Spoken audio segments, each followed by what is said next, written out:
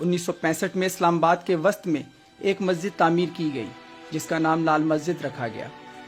یہ نام رکھنے والوں نے شاید کبھی سوچا بھی نہ ہوگا کہ آنے والے وقت میں اس قوم کی بیٹیاں اپنے لہو سے اس مسجد کی در و دیوار کو رنگ دیں گی۔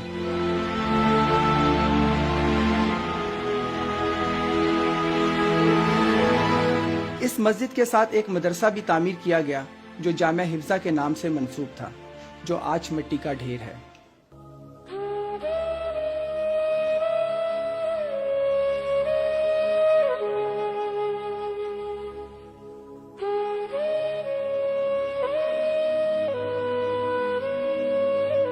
جنوری 2007 میں حکومت کی جانب سے اس بنیاد پر کہ تعمیر غیر قانونی اراضی پر کی گئی ہے، چند مساجد کے انہدام کے بعد اس مدرسے کی طالبات نے ملحقہ چلڈرن لائبریری پر قبضہ کر لیا۔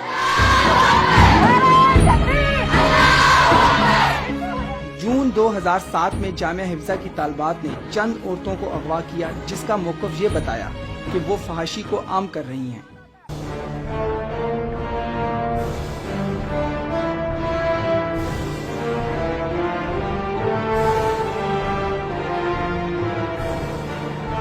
تین جولائی 2007 کو رینجرز اور پولیس نے لال مسجد کو گھیرے میں لے کر باضابطہ کارروائی شروع کر دی جو 7 دن تک جاری رہی۔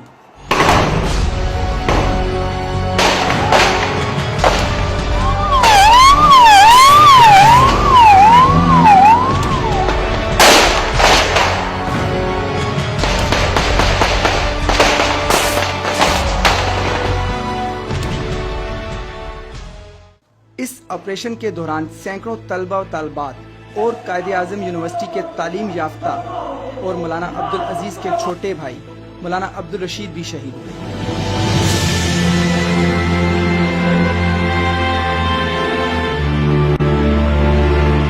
لیکن بعد از اس بارود کے دھوئیں اور زمین پر بکھرے لاشوں کے ٹکڑوں سے ایسی قیامت نے جنم لیا جس کے نشان تاریخ کے پتھر پر لکیر بن گئے۔